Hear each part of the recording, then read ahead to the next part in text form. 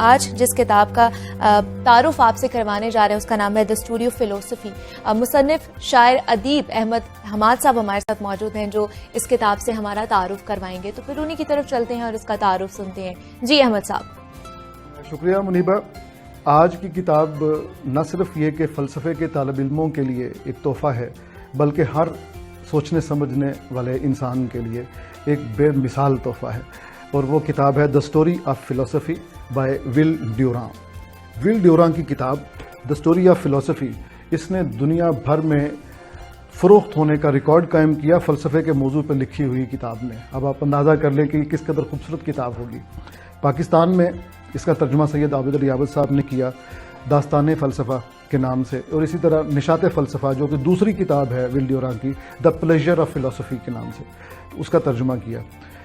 ول ڈیوران کہتے ہیں کہ فلسفہ چونکہ ظاہر ہے ہزاروں سال پرانا مضمون ہے اور اس پر ہزاروں سالوں سے لوگ اپنی جو ہے سوچ بچار اس پہ کرتے چلے آ رہے ہیں، تو انہوں نے کہا کہ اس وقت یہ کتاب لکھنے کی ضرورت پیش آئی. ایکچولی یہ بھی بہت پرانی کتاب ہے، پچھلی صدی کی کتاب ہے، تو اس لیے پیش آئی کہ سائنس بہت آگے چلی گئی. مثلا اس نے کہا کہ ہر طرح کی سائنس، سوشل سائنسز بھی، اپلائیڈ سائنسز بھی، نیچرل سائنسز بھی، کہتے ایک جہان آباد ہو گیا. تو وہ جو مسلمات کو چیلنج کرنے والی والی یہ فلسفی ہوتی تھی، مسلمات کو چیلنج کرنے والی، اس کا جو وہ کام ہے وہ ذرا محدود ہو گیا، لوگوں نے اس میں دلچسپی لینا کم کر دی. تو بہرحال یہ کتاب بتاتی ہے، اس کی کتاب کی فروخت بتاتی ہے کہ بہرحال ول ڈیوران نے جو محسوس کیا تھا وہ کافی حد تک درست تھا، لیکن ان کی خدمت نے یہ دوبارہ سے اس کو گویا زندہ کر دیا.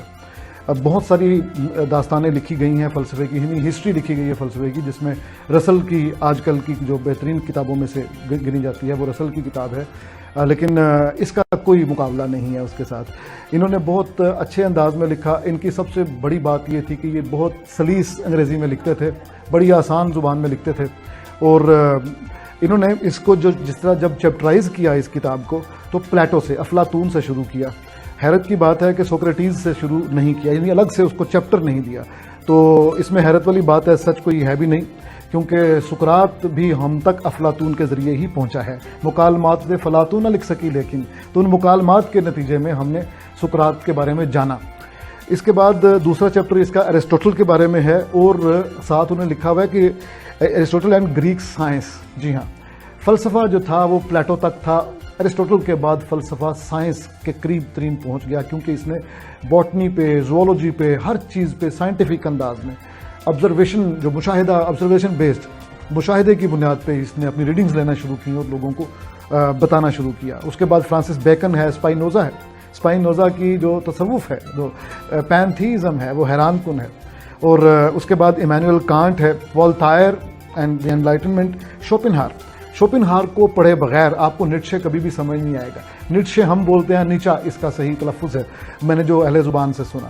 اس کے بعد ہربرٹ اسپینسر ہے، اور پھر آخر پہ کنٹمپرری یورپین فلاسفرز کا ایک چیپٹر ہے، اور پورا کنٹمپرری امریکن فلاسفرز کا. ولیم جیمز کے جان ڈیوی پہ آ کے ختم کرتے ہیں، لیکن بیچ میں ساتھ ہی ولیم جیمز بھی ہے. ولیم جیمز کے بارے میں کہا جاتا ہے کہ ایک زمانہ تھا کہ جب سارا علم جو تھا وہ یورپ سے امریکہ جاتا تھا، یعنی اس دریا کا بہاؤ جو تھا وہ فرام یورپ ٹو امریکہ تھا. ولیم جیمز نے اس دریا کو الٹایا. تو ولیم جیمز ایک عظیم امریکی نفسیات دان ہے، مفکر ہے. جب یہ آیا تو یورپ کی یونیورسٹیوں نے اس امریکن کو بلانا شروع کیا. تو یہ اتنا اہم آدمی ہے.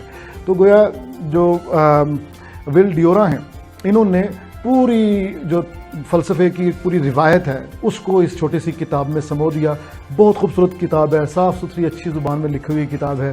مثلا ہمیں ہیگل کے بارے میں ہم جانتے ہیں کہ بہت مشکل زبان استعمال کرتے تھے. اسی طرح کانٹ جو ہے اس کے بارے میں بھی یہ کہا جاتا ہے کہ وہ بھی بہت مشکل زبان استعمال کرتا تھا. دونوں جرمن زبان میں لکھتے تھے، اور شوپنہار بھی جرمن ہے، اور نیٹشے بھی جرمن ہے، نیچا بھی جرمن ہے. تو ہم دیکھتے ہیں کہ ہمارے پاس پھر کیا بچتا ہے آپشن. ہمارے پاس آپشن یہی بچتا ہے کہ اگر ہم انگریزی سمجھ سکتے ہیں تو ان کے تراجم انگریزی میں پڑھ لیں، یا پھر اردو میں بہت اچھے تراجم ہوئے ہیں، بہت اچھے. ڈاکٹر نعیم صاحب کا، جیسے میں نے پریویسلی ایک کتاب میں ذکر کیا تھا، ڈاکٹر صاحب نے بہت اچھے تراجم کیے ہیں. ہیگل کا، ڈیکارٹ کا، مارکس کا، ہر ایک کا ذکر کیا ہے انہوں نے. تو اگر ہم نے اپنے زمانے کو سمجھنا ہے، فلسفہ آج بھی اتنا ہی اہم ہے. کوئی سوشل سائنس ایسی نہیں ہے جو کہ فلسفے کے پس منظر کے بغیر کھڑی ہو. ہمارے اندر کرٹیکل تھنکنگ پیدا ہوتی ہے فلسفے کی وجہ سے، ہمارے اندر سوال پیدا کرنے کی اہلیت فلسفے کے مطالعے سے پیدا ہوتی ہے.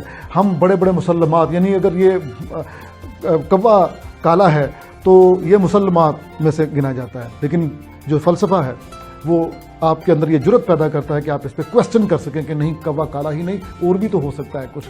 تو یہ ہے کمال فلسفے کا. تو اگر آپ کو فلسفہ جو العلوم کہلاتا ہے، مدر آف آل سائنسز، اس کے بارے میں جاننا آپ کی زندگی کو امپروو کرنے کے، اس کی کوالٹی کو امپروو کرنے کے لیے بہت اہم ہے. تو یہ کتاب آپ کے لیے اکسیر کی حیثیت رکھتی ہے. تو جناب جن کا انٹرسٹ ہے فلسفے میں اور جو اس حوالے سے کتابیں پڑھتے ہیں تو یہ ہائیلی ریکمینڈڈ کتاب ہے دا اسٹوری آف فلسفی، کہ وہ اس کو پڑھیں اور پھر ہمارے ساتھ شیئر بھی کریں کہ ان کو کیسی لگے. اور آپ لوگ بھی اگر کسی کتاب کا ریویو کروانا چاہتے ہیں تو آپ لوگ بھی ہم سے کانٹیکٹ کر سکتے ہیں. آپ ایک چھوٹی سی بریک لینی ہے، ملتے ہیں اس بریک کے بعد. احمد حماد کے چینل کو سبسکرائب کیجیے اور بیل آئیکن دبا دیجیے تاکہ آپ کو نوٹیفیکیشنز ملتے رہیں. شکریہ.